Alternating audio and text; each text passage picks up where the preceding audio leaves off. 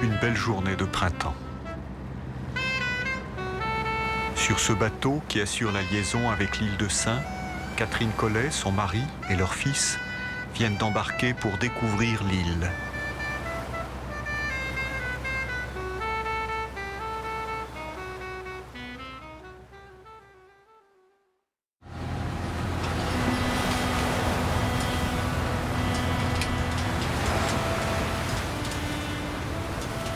Comme chaque jour, le chalutier Le Petit Boudet est en pêche, Régis Boujard sur le pont, Florian Morin à la passerelle.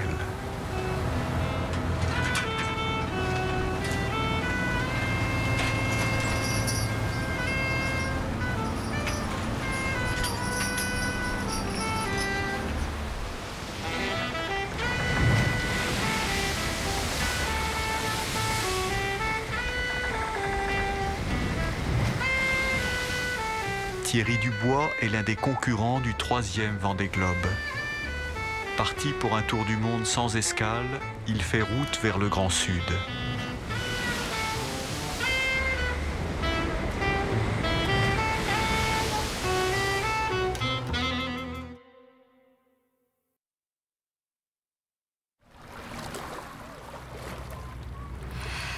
Je me trouve sur le pont de l'Ennesune avec mon mari et mon fils pour un déjeuner familial à l'île de Sein, donc un samedi vraiment pépère, comme on peut dire. Après 3/4 d'heure de traversée, je commençais à avoir de fortes nausées. Lorsque j'entends quelqu'un dire « on va en prendre plein la gueule », et à ce moment-là, je me tourne vers la droite du bateau et je vois une immense vague arriver au loin et à une rapidité déconcertante. Et d'un seul coup, je me lève pour la fuir, mais il était déjà trop tard, donc je m'accroche à mon fauteuil et là, je me sens propulsée vers l'arrière d'une violence indescriptible, quoi.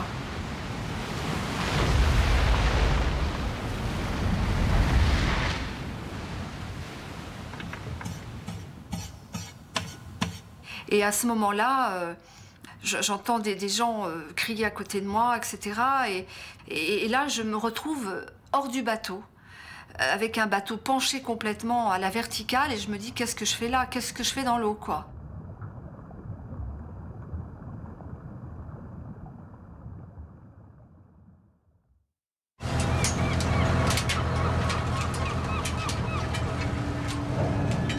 Donc on part de Saint-Guénolé, donc on était le 12 août, et on est parti au matin, en direction du Raz de Sein pour faire notre campagne de pêche de la journée, quoi.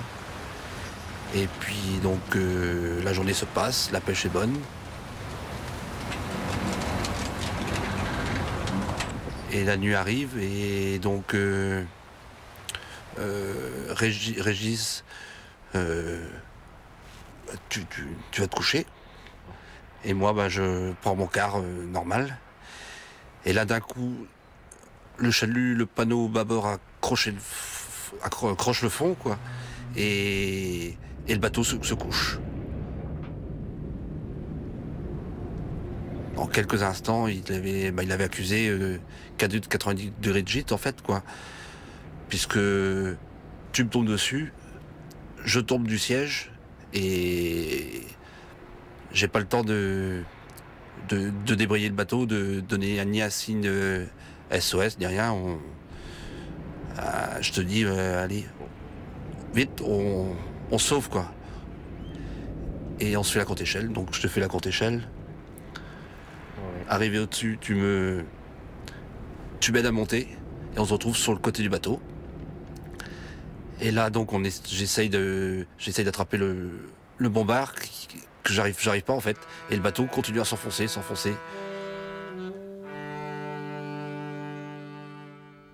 En fait, il y avait cette question, forcément, de se dire, mais qu'est-ce que je fous là, dans cette situation-là?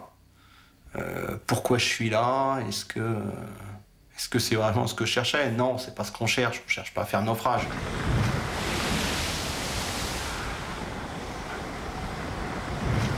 C'est sûr qu'il y avait tempête, ça s'était annoncé, je le savais. C'est un peu normal dans ces quartiers-là d'avoir des tempêtes comme ça dans le fin fond de l'océan Indien. Le bateau a fait un 360 degrés, j'y ai bien sûr perdu le mât. 6 heures après, je refais un 360. J'essaye de réparer mon seul moyen de communication longue distance, et rien, j'arrive pas à émettre. Donc je patiente comme ça, sauf que 36 heures après le deuxième chavirage, de façon un peu inexpliquée, je suis à l'intérieur dans ma couchette. J'ai le temps de voir que je suis en train de chavirer, puis de me retrouver sous ma couchette, et puis de voir le bateau s'immobiliser dans cette position-là. Il faut que je déclenche ma détresse, mais qui dit déclencher ma balise dit qu'il va falloir que j'aille la mettre à l'extérieur. Bon bah là, il faut que j'envisage une sortie du bateau, donc combinaison de survie.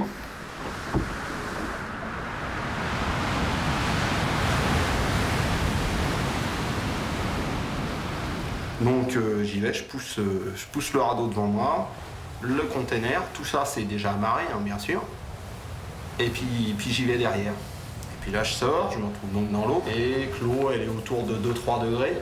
L'Antarctique est pas si loin de nous, je sais que c'est frais, donc je monte sur la coque, avec un bateau qui monte et qui descend dans des vagues quand même assez conséquentes. Et de là, je me rends compte que mon radeau, c'est à moitié gonflé. Il a commencé à se gonfler, mais il n'est pas totalement gonflé.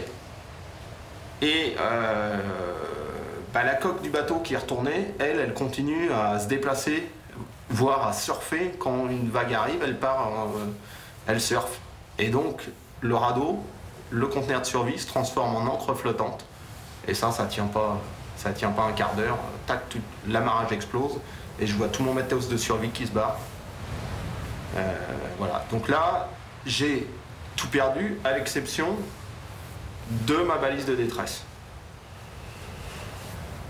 J'essaye de retourner à l'intérieur du bateau. Et là, impossible. Le bateau, il monte et il descend dans des vagues énormes. Et chaque fois que j'arrive à l'attraper, j'ai pas le temps entre deux vagues de me glisser en dessous et de remonter dans la trappe. Parce que c'est un peu inversé. En fait, la trappe à l'envers, elle est inclinée. J'y arrive pas. À chaque fois, je tiens le bateau. Il monte dans la vague. Et je me dis, quand il va redescendre, il va m'écrabouiller. Donc je préfère lâcher et m'écarter du bateau. Donc je lutte, j'essaye X fois.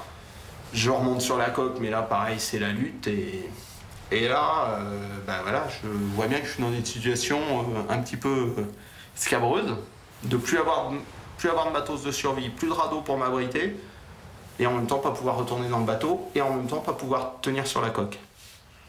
Bon, en même temps, j'ai ma balise de détresse, j'ai au moins ça, quoi.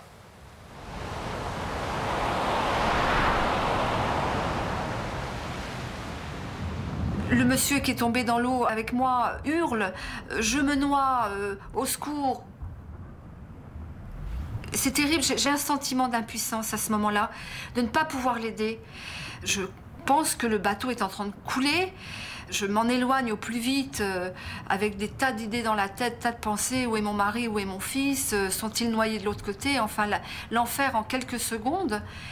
Donc je m'en éloigne et je me retrouve à ce moment-là dans les déferlantes du Ratsin, une mer vraiment très, très violente, quoi. Et je me sentais soulevée comme s'il y avait une pieuvre sous moi, comme une espèce de linge dans une machine à laver. C'est vraiment impressionnant. Et à ce moment-là, j'ai une voix qui me dicte exactement ce que je dois faire. Ne panique pas, plonge dans les vagues, ne panique pas. Évidemment, j'aurais pas tenu des heures comme ça, mais j'étais ouverte à ces mots à l'intérieur de moi qui m'ont guidée, quoi, pour ne pas paniquer. Je crois que la pire des choses, c'est la panique. La panique peut faire mourir, ça j'en suis certaine. Je me rappelle que j'ai eu la bouée de couronne qui est toujours derrière la passerelle. Et là, je l'attrape et j'arrive pas à la dégager. Et c'est là que je vois la caisse qui s'éloigne. La glace se vide. Et on saute à l'eau. Je saute à l'eau. Et je nage vers la caisse, quoi. j'arrive à l'attraper, mais juste quoi. Hein. Elle tient pas l'équilibre, je la fais tomber sur moi, elle me retombe dessus, je bois la tasse 3 fois, 4 fois, 5 fois, je crie. Et là, Moi, à ce moment-là, je suis resté sur le bateau. C'est là que j'ai sauté une première fois pour cirer mes bottes. Je suis remonté parce que je savais que j'avais le temps. Je suis remonté, j'ai commencé à enlever les premiers ballons sur les garde-corps et tout ça, j'ai pas réussi. Et c'est là que j'ai vu la bouée couronne. Je suis balancé dessus pour rejoindre Florian qui avait dérivé. Il avait bien dérivé de 100 mètres. bah, tu vas récupérer la bouée pour moi aussi, je pense, parce que tu sais que moi, je suis pas trop... Je suis dans une mauvaise posture, quoi. J'appelle mon gars, j'appelle au secours, je t'appelle. Oui. Tu m'entends, un moment? Oui, moi je t'ai entendu, je me suis fié à ta voix, quoi. Je t'ai dit, continue à parler, et puis c'est là que j'ai pu te rattraper, quoi. Il fait nuit noire et tu me retrouves, quoi. C'est pour ça quand on t'arrive, et en plus tu reviens avec la bouée que moi je savais pas, et t'arrives à moi.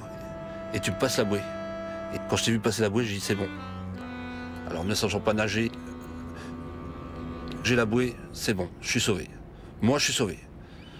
Mais Régis, pas bien, quoi. Moi j'ai la bouée autour de moi, ce qui me tient chaud. Toi t'es... Moi je suis juste dans l'eau, moi, la tête hors de l'eau, pris dans le coin de la palette, quoi, à résister, quoi. Et t'es en t-shirt et en jogging, quoi. Ouais. T'as rien, toi? Non, j'ai rien. Parce que tu dormais. Moi, j'avais tout ce qu'il y avait de chaud parce que j'étais éveillé, quoi. J'étais de quart. Et donc là, je te demande l'heure.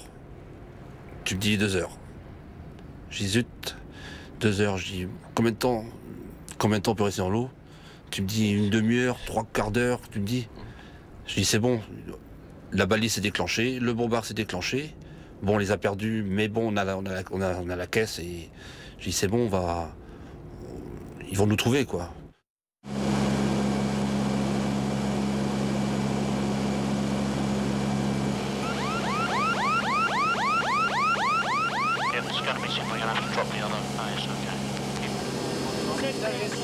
That'll strap them. Okay, let's fuck off, Tiger. 12195, 121. Et là, ils commencent à essayer de larguer du matériel, des chaînes SAR. Eux, ce sont 2 radeaux de survie, 250 mètres de bout de flottant entre les deux, pour qu'en dérivant, le bout de flottant qui relie les 2 radeaux vienne s'en mêler sur moi, que je puisse l'attraper. Ça se rapproche, je vois le bout. Mais c'est bizarre, le radeau, il continue. Il passe. Pour en avoir le cœur net, je me mets à l'eau. Je suis toujours amarré à mon bateau à une dizaine de mètres. Et là, je vois le bout, mais les radeaux, ils continuent, quoi. Et là, bah, est-ce que c'était le bon show ou pas? Je sais pas. Toujours est-il que je me largue de ma coque pour nager quelques mètres en plus, choper ce bout. Je chope le bout, et là, je me rends compte que, bah, en fait, les 2 radeaux, ils sont séparés. Le bout, il est cassé, et c'est pour ça que les radeaux s'arrêtaient pas, s'en mêlaient pas sur ma coque, quoi. Là, je me retourne, ma coque, elle est déjà partie. Elle est partie en surf sur une vague, terminée. Et je vois mon bateau qui s'éloigne à l'envers. Et là, je me dis, bon, bah, il me reste le radeau. Sauf que j'arrive au radeau. Je monte dessus, et là, je m'aperçois que le radeau, il a été endommagé dans le largage. À ce moment-là, l'avion repasse. Je m'allonge sur mon radeau, les bras en croix, comme ça, pour essayer de leur faire comprendre que bah, j'ai le radeau, mais qu'il y a un problème avec le radeau. Ils voient bien que je suis sur la tente et non dans la tente. Et là, une grosse vague arrive, et je me retrouve dans une déferlante avec mon radeau à moitié détruit. Et la déferlante me roule dans le radeau, le peu de radeau qui restait explose. Là, faut être froidement lucide, je risque de faire mon trou dans l'eau à cet endroit-là. Bon, bah, j'accepte, pas de panique. Voilà, ça fait des années que je navigue, ça fait depuis tout petit on m'a dit que ça pouvait arriver, c'est arrivé à des copains, bon bah c'est peut-être mon tour aujourd'hui, mais pour l'instant je m'accroche au peu qu'il y a. Il y a un avion qui peut-être me cherche là, moi je flotte, bon bah voilà. Pas de panique, j'attends, j'essaye de faire des choses pour aider à ma survie.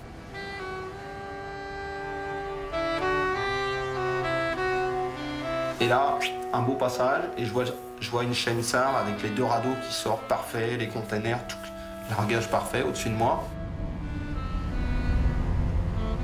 J'arrive au radeau, je suis exténué, mais je suis tellement heureux de le toucher. Il est nickel, gonflé, la tente, tout parfait. Et là, pour écoper, c'est un grand radeau, c'est un radeau de 10 places au moins, mais moi je suis tout seul, je suis assis sur le bord, j'écope, et là une vague arrive, et pouf, le radeau à l'envers. Et moi, dans l'eau à nouveau. Et là, l'avion passe au-dessus de moi, le radeau il retournait, et moi je suis à quelques mètres du radeau. J'essaye de leur faire signe pour leur dire pas de souci. L'avion passe, terminé, je ne le revois plus.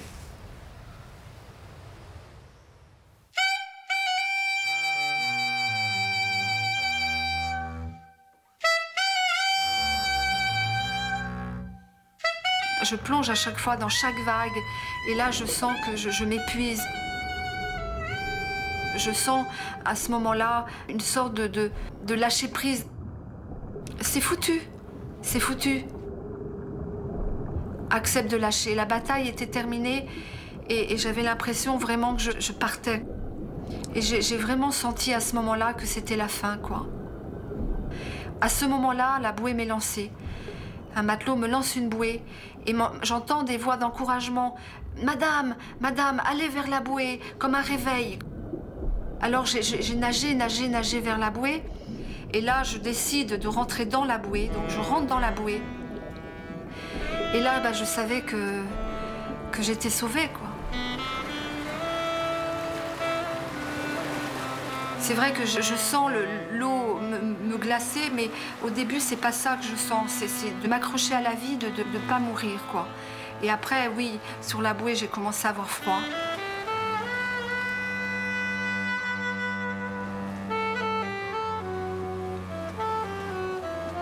2h30, 3h, je dis c'est bon, ils vont arriver. 3h30, je dis non, c'est mort. Faut qu'on se débrouille tout seul. » Donc c'est là que je calcule, je dis tiens, le plein de l'eau, la mer monte, donc la mer va nous pousser sur la côte. Et là, c'est moi qui me pousse avec mes pieds, et toi, tu es devant la caisse et tu te laisses porter en fait. Et j'avais froid. À la 4e heure, moi j'ai commencé à être saisi par le froid. Et je me doutais que t'avais froid, parce que moi, il met 3 pulls et mon blouson. Quand l'eau de mer rentrait à l'intérieur de mes pulls, j'avais froid. Donc de toute manière, je me suis dit, oula, toi Régis, tu vas pas être bien du tout. Et c'est là qu'on parlait, je te faisais chanter. Tu te rappelles les prisons de Nantes, tout ça? On l'a chanté plusieurs fois, celle-là. Pour passer le temps, en fait, voilà, c'est bon. Faut que les heures passent. Faut que le jour arrive le plus vite possible. Si on peut continuer à nager comme ça vers la terre, parce que je voyais bien qu'on se rapprochait quand même, le courant nous était favorable. Je dis c'est bon, on va réussir. Je te disais, on va monter sur la falaise et puis et donc le jour arrive et on est quasiment à 50 mètres de la côte. Là, tu te sépares, on se sépare tous les deux. On se sépare, moi je regarde si je peux aller jusque sur la côte à la nage, mais le courant s'est inversé, pas moyen, quoi, obligé de rejoindre la caisse, quoi. Et tu t'éloignes très vite de moi. Ouais. En espace de 5 minutes, j'avais fait au moins 50 mètres. C'est pour ça que je te dis, Régis, reviens. T'as du mal à revenir. Hein. Ouais. Tu t'accroches et on reste accroché à la caisse. Mais toi, par contre, ça n'est plus, quoi. Là, le froid te... Moi, j'étais saisi par le froid. Je claquais des dents, j'ai cassé mes 2 dents, dans le fond. Je t'entendais. Je te voyais pas, mais j'entendais les dents claquer. Et je te parlais, tu avais de plus en plus de mal. Les dernières heures, c'est là qu'on se voit mourir, quoi. C'est là qu'on se voit mourir, c'est... le froid, On résiste, quoi, mais bon, c'est la seule chose qu'on a à faire, quoi. Et c'est le froid qui t'a... Je sentais bien qui te faisait perdre espoir. À la levée du jour, c'est là qu'on avait le plus froid, qu'on se demandait combien de temps on aurait fait encore, quoi. Saisi par le froid, quoi. Quand je suis arrivé dans le radeau, j'étais en sueur. Alors que l'eau était froide, qu'il faisait froid, j'ai tellement forcé, j'étais en sueur. Mais là, maintenant, je me refroidis parce que dans le radeau, je tiens au mieux à genoux. Donc mes membres inférieurs, j'arrive pas à les réchauffer. Je suis un peu humide. Le haut, ça va, j'arrive à me taper dans les mains, les bras, mais le bas, ça se refroidit. La nuit est fraîche, donc là, je commence à sentir le froid qui arrive. Mais bon, j'essaye de boire, de me nourrir un petit peu. Il faut se forcer, hein, parce que boire de l'eau froide, quand on a froid, c'est pas agréable du tout. J'ai peut-être une semaine à passer là, donc il faut s'organiser. La première nuit se passe comme ça. Pas très confortable, le jour arrive, j'ai un petit peu dormi, mais j'ai surtout bien froid. Le deuxième jour, ça s'est calmé un petit peu. Bon, j'ai toujours aussi froid, mais ça s'est calmé un peu. Donc là, moins de mer, moins de risque de chavirage du radeau, un rayon de soleil. J'en profite, je retire la combinaison pour essayer de me sécher un peu. Parce que j'ai vraiment, surtout le bas du corps, et en particulier les pieds, là quand je les déballe, ils sont blancs. J'ai beau frictionner, j'ai vraiment froid aux pieds. Et puis c'est des minutes, ça dure comme ça.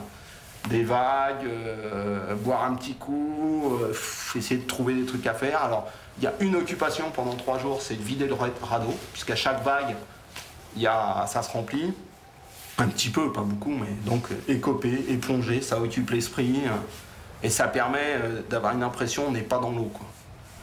On est au froid, mais j'étais à l'abri du vent. Maintenant, le radeau, c'était un radeau très léger, aviation. Donc c'était pas un radeau à double fond, donc ça veut dire que j'étais assis sur de l'eau à 3 degrés. Ça aidait pas. Je commence à avoir froid, là. Et puis, à ce moment-là, arrive un petit bateau, le dernier pêcheur de l'île de Sein, qui arrive près de moi et qui me dit « Je ne peux pas vous prendre, je peux pas vous prendre maintenant, je suis seule et je vais chercher quelqu'un. » Donc j'ai senti à ce moment-là un second abandon. Je hurlais « Ne me laissez pas !» Et là, le petit bateau est revenu. Je vois que ce bateau s'appelle le Patience. Donc pour moi, ça a été un message sans précédent. Ne t'inquiète pas, mais je reviens, patience. Et pour moi, ça a été un premier message d'amour de la chaîne des sauveteurs. Voilà. J'ai monté vite sur le bateau et là, les 2 matelots m'attrapent par le pantalon. En quelques minutes, je me retrouve donc sur l'île de Sein où m'attendaient les pompiers avec leur gentillesse et leur voix me réconfortait. Une telle différence entre la solitude que j'ai pu connaître dans l'eau et d'un seul coup ces voix humaines qui me rassuraient, me prenaient la main, me rassuraient en me disant vous êtes en vie. Enfin voilà, les mots qui apaisent quoi. Ne vous inquiétez pas.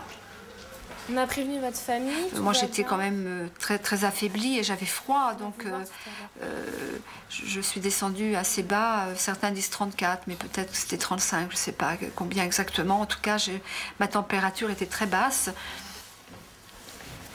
Vous vous sentez mieux là? Je sentais toujours cette main qui me rassurait, mais ils m'ont mis des couvertures, beaucoup de couvertures après avoir enlevé mes vêtements. Je tremblais de peur, mais quelque part, c'était pas désagréable, quoi.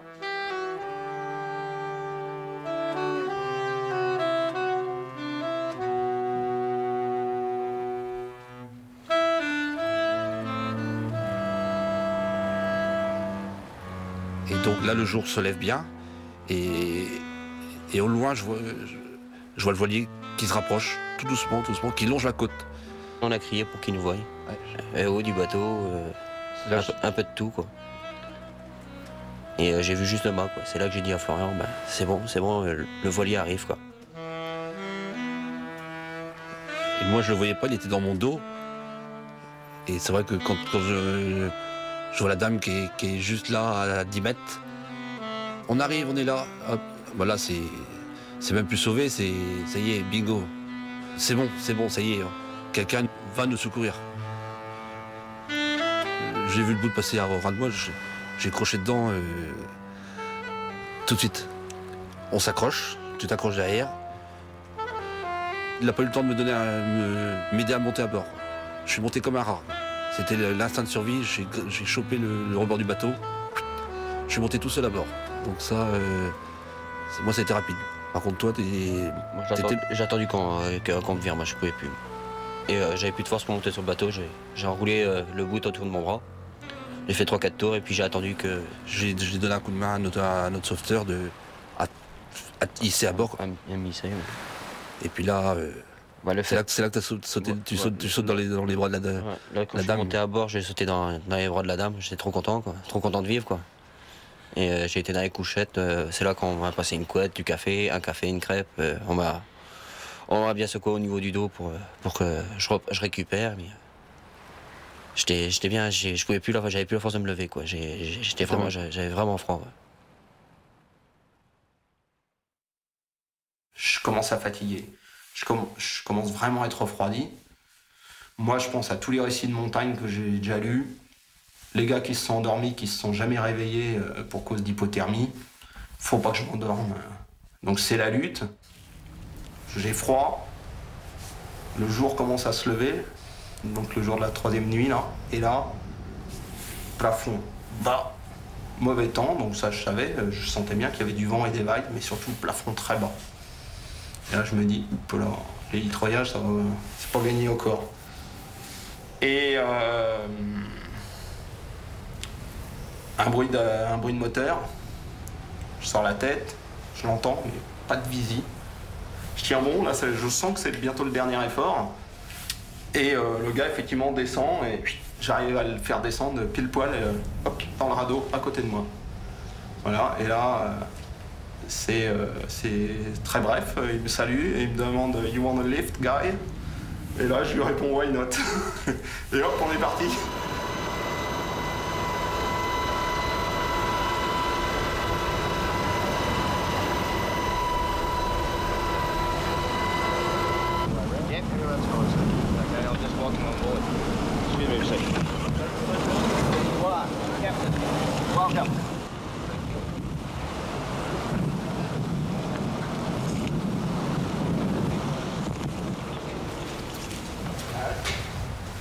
Posez.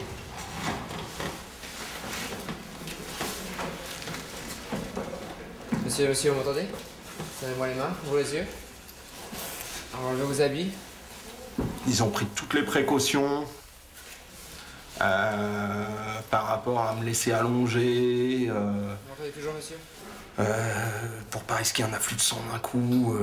Mais en même temps, il s'avère qu'en fait, j'avais très froid aux pieds, mais je n'étais pas en hypothermie.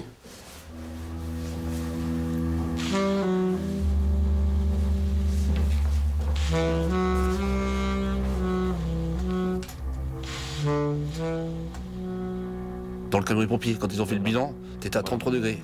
33 degrés, donc t'es une hypothermie très avancée. Et moi, j'étais à 36,5. Ce qui m'a fait résister, je sais pas, déjà c'est la famille.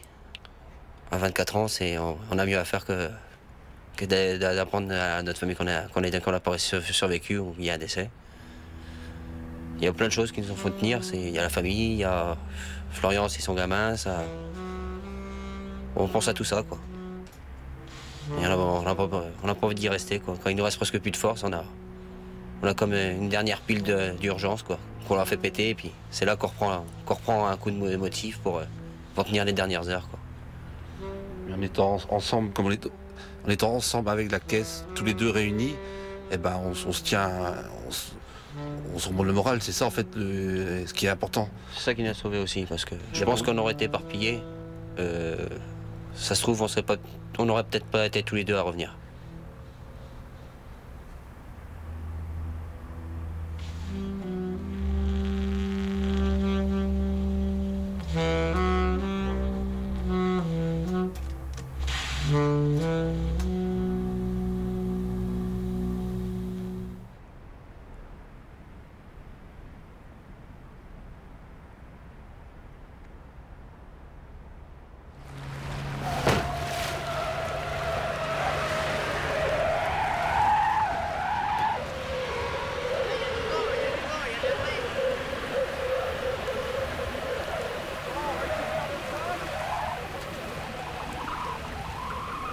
Première chose à faire, alerter les secours.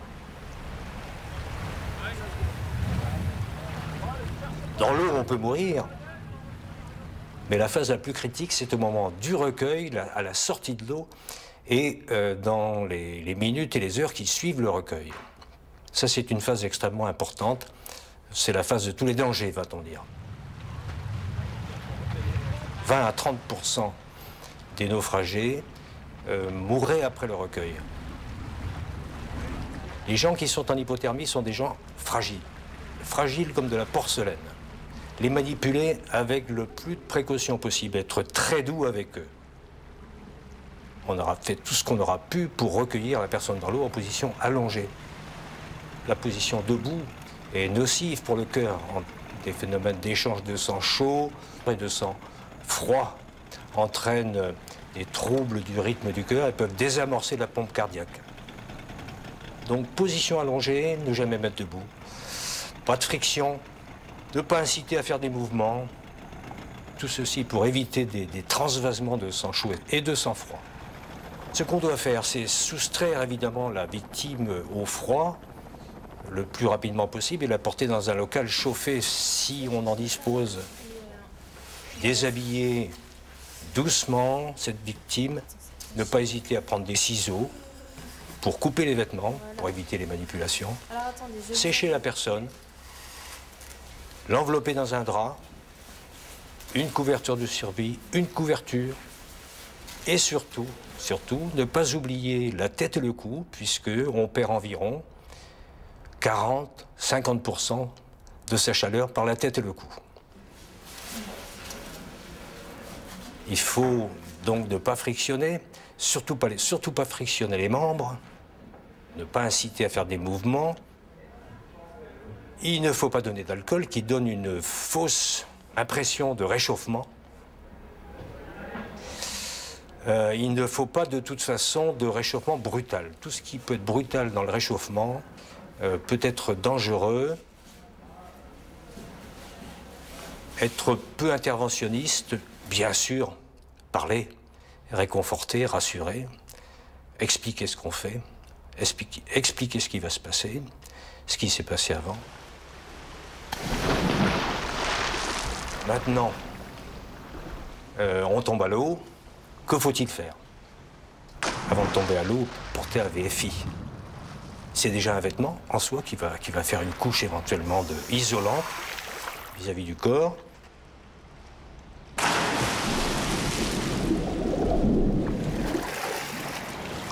La VFI bien conçue, bien portée, permettra d'avoir la tête et le cou hors de l'eau, ce qui est la condition première pour s'en sortir et puis pour lutter contre l'hypothermie.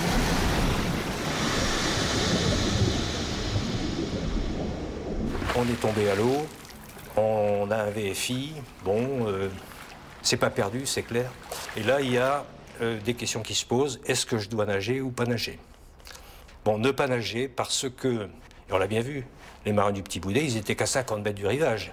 Ils ont essayé, ils n'ont pas réussi. Déjà, physiquement, c'est une épreuve. Deuxièmement, dans l'eau, plus on va s'agiter, plus l'eau va se brasser autour de la peau, et c'est le phénomène qui fait perdre le plus de chaleur. Donc ne pas nager. Sauf, bien entendu, si on a une combinaison de survie ou une combinaison de plongée. Se tenir en une position complètement naturelle pour l'homme, la position de protection par excellence, c'est la position du fœtus. Si on est plusieurs, restez groupés, c'est évident, à condition d'adopter la position en grappe et à condition de s'amarrer les uns les autres parce que, avec le temps, avec la fatigue, il y en a un qui finira bien par lâcher, donc pensez à s'amarrer, Restez groupés aussi, bien sûr, pour être plus facilement repérable. De la même façon que quitter son bateau, c'est déjà l'aventure. Se retrouver seul, on est peu visible, c'est une autre aventure. Pensez à l'hypothermie, toujours, de la même façon qu'on risque de se noyer. L'hypothermie, c'est le danger qui nous guette. Gardez le moral, garder le moral, bien sûr, rester ensemble, garder le moral, puisque là aussi, et le film nous l'a montré, à deux, on échange, on tient le coup, même si on se casse les dents, en grelottant, eh bien, en chantant, on se tire d'affaire. Donc, c'est pas une cause perdue.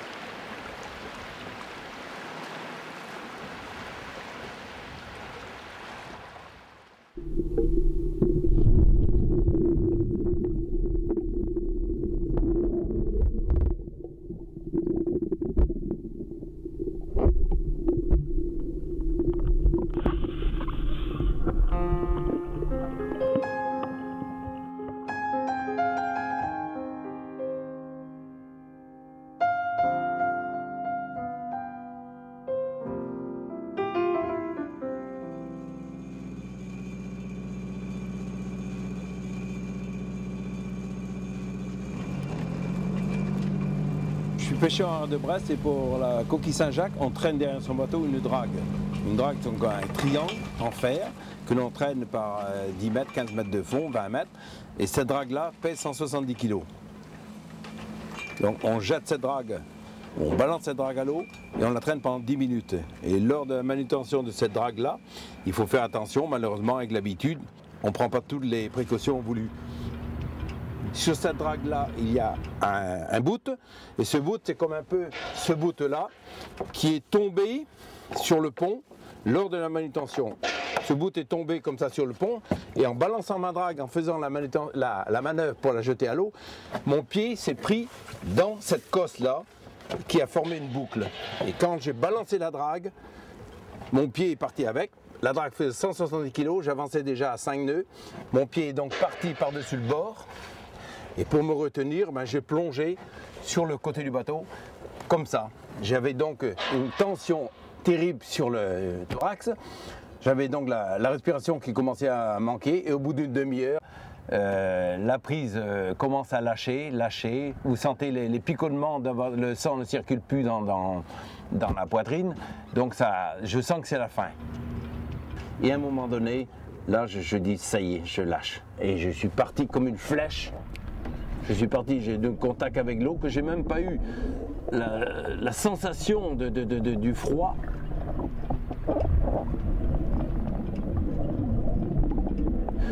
Heureusement pour moi, le bout a largué et je suis revenu. C'était un coup de chance, à mon avis. Mais je reviens de loin.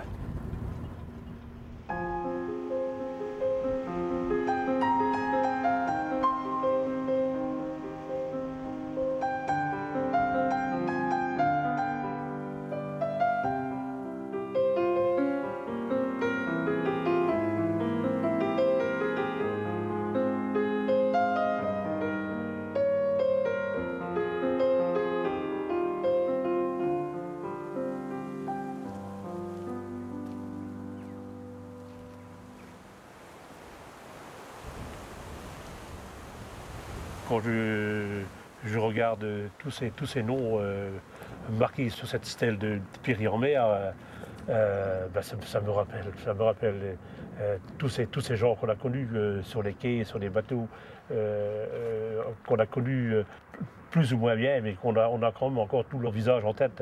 Pas plus tard qu'avant-hier, il y a encore un collègue qui a disparu dans le Ratsin, donc le 6 janvier.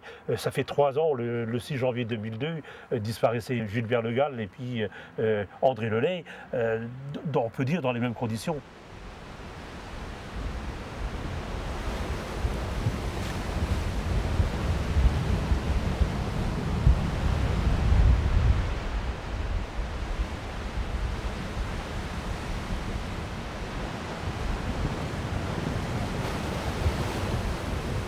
s'ils avaient eu un vieil sur le dos, sans doute, peut-être, ils auraient été sauvés. Et je dis toujours que la fatalité, on ne peut plus l'accepter telle qu'elle est. Il y a aussi un devoir de partir en mer, certes, partir en mer pour gagner sa vie, mais surtout le devoir de revenir. Et je pense que c'est important parce que après leur disparition, la vie continue. Et la vie continue dans quelles conditions, justement? Dans quelles conditions?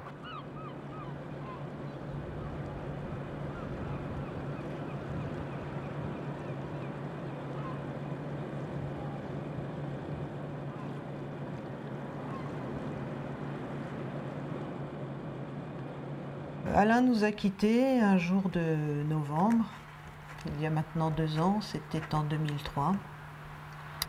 Il partait à la pêche le matin, c'était un samedi matin, il n'y avait pas grand monde sur l'eau, le temps était pluvieux. Et ce jour-là, on dit que le port, les marins aiment les quitter, aiment rentrer dedans. Ce jour-là, il n'est pas rentré. On a retrouvé son bateau à l'entrée du port, il était tout près. Et à bord du bateau, il n'y avait plus de personne.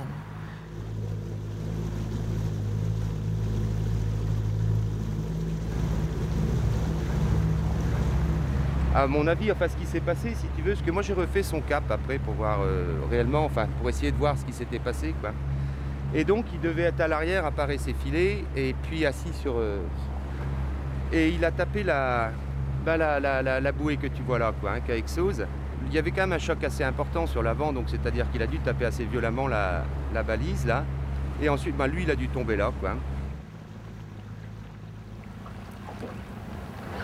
Et il a dû lutter.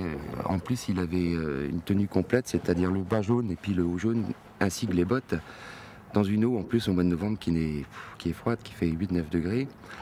Et là, avec un courant qui, ici, est assez fort quand la marée monte ou descend. Et je pense que là, il a dû lutter comme un dingue, mais bon, le problème, c'est qu'en plus, c'est un excellent nageur, c'est ça qui est... Enfin, c'est ça ce qui est un peu dingue. Et donc, voilà, puis il y a 50 mètres du rivage, quoi. C'est encore plus stupide pour un type qui faisait la pêche depuis ses 14 ans, et on n'aurait jamais pu penser qu'un accident aussi con puisse arriver là, quoi.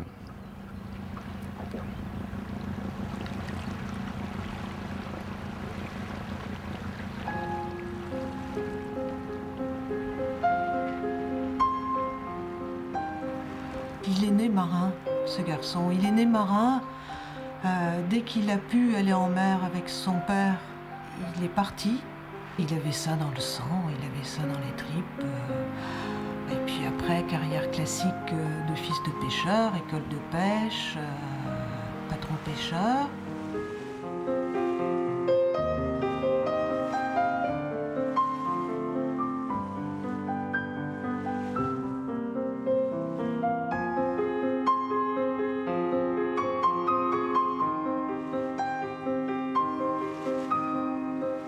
Alors, il est devenu patron hauturier.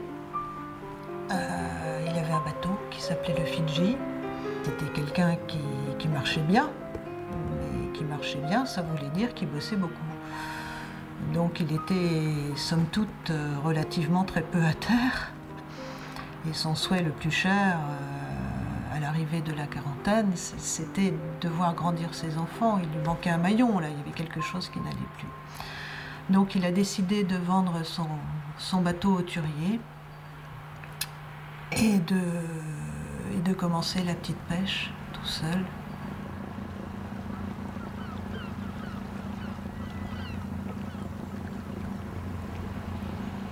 Ce jour-là, ce qu'il y a de dingue, c'est que il n'y avait pas de mer, quoi. C'était un temps normal pour un bateau comme ça. Et donc c'est d'autant plus con, quoi. Lorsqu'on voit un type qui a fait 25 ou 30 ans, enfin 25, j'exagère peut-être, j'en sais trop rien, mais la mer d'Irlande qui s'est battue dans des forces 9-10, et puis qui a toujours été prudent d'ailleurs, mais enfin qui a quand même ramassé des tôles, et puis qui est tombé 2 fois à l'eau aussi d'ailleurs sur ces bateaux hauturiers-là, qui a eu de la chance d'être 2 fois récupéré, et ben il n'y en a pas une 3e, quoi, surtout sur un petit canot comme ça, puis là c'est plus les mers d'Irlande, c'est l'Anguosa là, qui dit, quoi.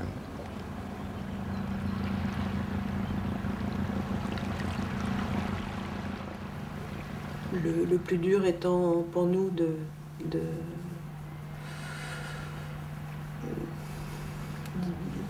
d'imaginer ce que c'est que de tomber à l'eau. Je crois qu'on l'a retrouvé. Il n'avait plus sa vareuse, il n'avait plus ses bottes. On l'a retrouvé 3 semaines après. Hein. Mais, il avait dû avoir le temps d'enlever tout ça pour essayer de s'en sortir. Et il ne portait pas son VFI. Et je me souviens que le premier achat qu'il a fait à la COP, c'est une espèce de ceinture, tu sais. Et ensuite, ben, cette ceinture-là, le problème, c'est qu'elle est restée chez lui, quoi. Je crois qu'elle n'est même jamais allée à bord du bateau. Donc il y a pensé, ça c'est sûr, et je pense que les 10 minutes qu'il a dû passer, ou le quart d'heure, ou les 5 minutes, j'en sais rien combien de temps ça a duré, ben, je pense qu'il a dû y penser quand même, et se dire, putain merde, quoi, pourquoi je l'ai pas mis, quoi. Pourquoi je l'ai pas mis, quoi.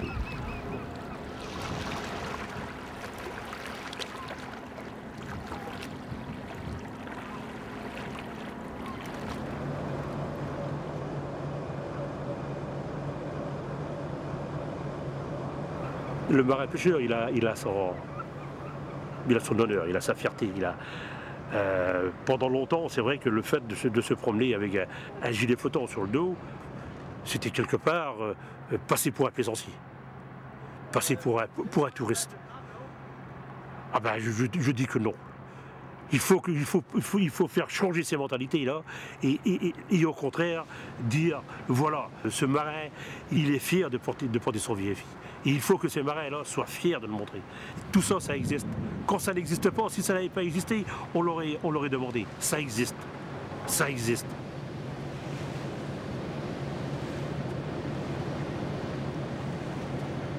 Qu'on ait 20 ans, qu'on ait 50 ans, qu'on ait plus, la vie continue. La vie continue. Et on doit penser à ça. On doit penser à ceux qui restent derrière.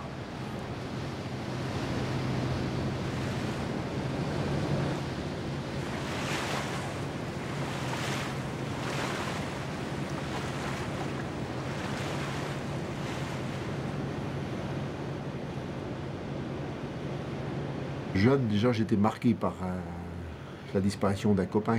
Il a eu 19 ans le 29 décembre, mais il est mort le 1er janvier, perdu en mer. C'est même 2 qui sont restés après. Donc je me suis dit, j'ai toujours dit que si je laissais quelqu'un après moi, je stoppais tout, c'était fini. Le bateau restait à côté du quai, et c'était terminé pour moi. La première fois que j'ai vu les cirés bochards, c'était à Nantes, lors d'un salon de la pêche. J'ai vu une démonstration sur le lac là-bas. Et puis ben, ça m'a plu. Donc le Noël d'après, je leur ai payé chacun un ciré bochard. Je ne me rappelle plus quelle année. Je crois que c'est 87 que ça a démarré, je crois. Et je leur ai imposé le ciré bochard à bord pendant les manœuvres. Exclusivement pendant les manœuvres. Bon, j'avais des gars qui étaient avec moi depuis déjà pas mal d'années, donc il n'y a pas eu de problème au départ, hein, au contraire. Un bon nageur surtout, comme Christian, qui avait l'habitude de plonger sous le bateau et qui a été peut-être le moteur de tout ça, parce que voyant que lui il le mettait, ben, les autres ont suivi quoi, hein, automatiquement. Quoi.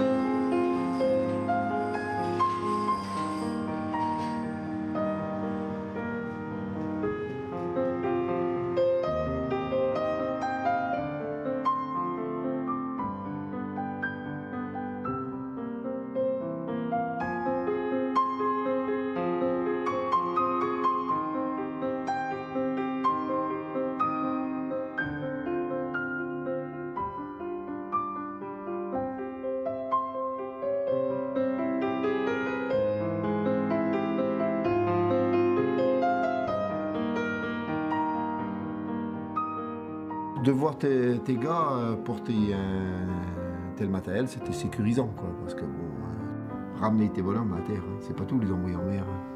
Mais les ramener à terre aussi.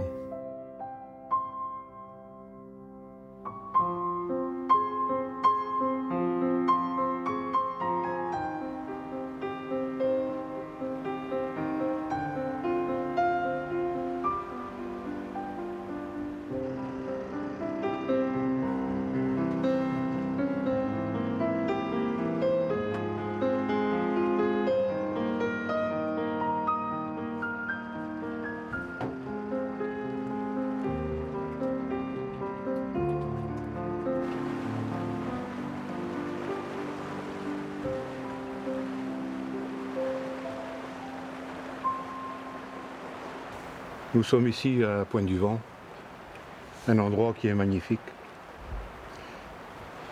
mais en même temps très dangereux.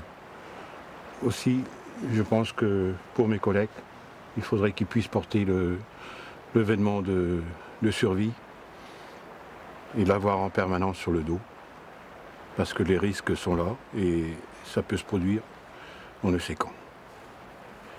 Donc, c'est un conseil que je leur donne pour avoir vécu un jour, être proche de la mort,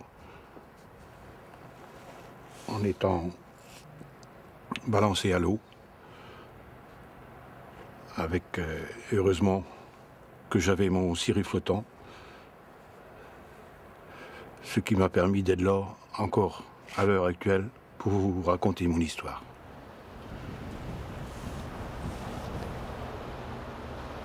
Ce jour-là, je suis en pêche entre Thévenec et l'île de Sein. Et au bout d'un certain temps, les ligneurs y rentrent les uns après les autres. Et moi, je décide de rester encore quelques temps. Je suis occupé à remettre la ligne à l'eau lorsque je m'aperçois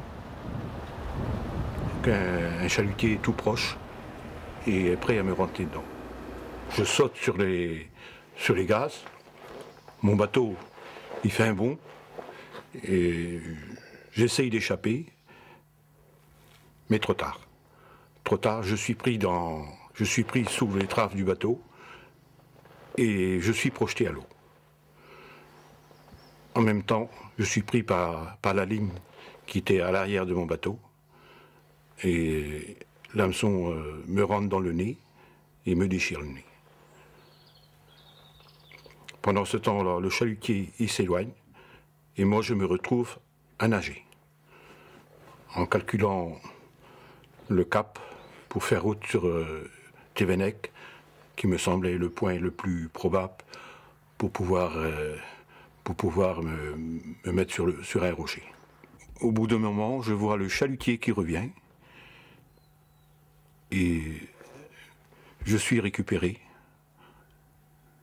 Je suis donc sauvé grâce à mon ciré flottant. Je pense que je reviens de loin.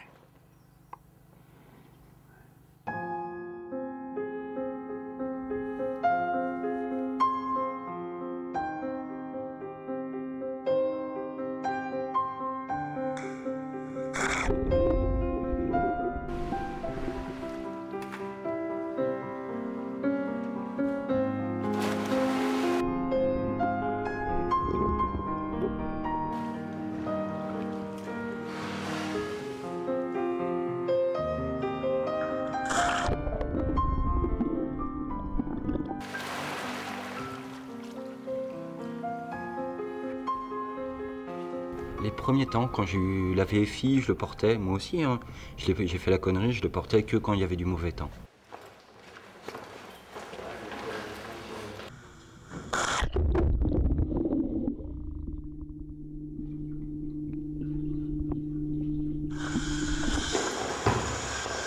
En piscine, mon regard a complètement changé.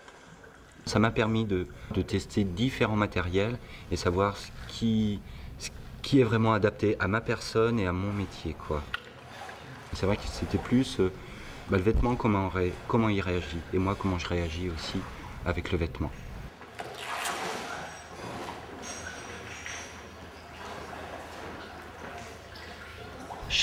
Chaque travail sur la mer est complètement différent et il y a un VFI qui est adapté à chaque travail.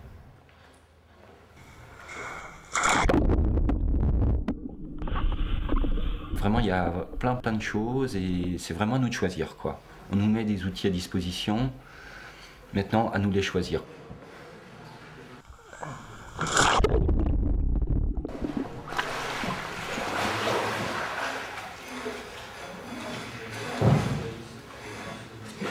Moi, maintenant, je mets ma VFI au même titre que mon ciré, quoi. Alors, le ciré, ça permet de protéger ses affaires, mais la VFI, ça permet de protéger sa vie, quoi. C'est peut-être aujourd'hui à notre génération de montrer l'exemple, puisque c'est vraiment nous qui sommes les mieux renseignés à ce sujet-là.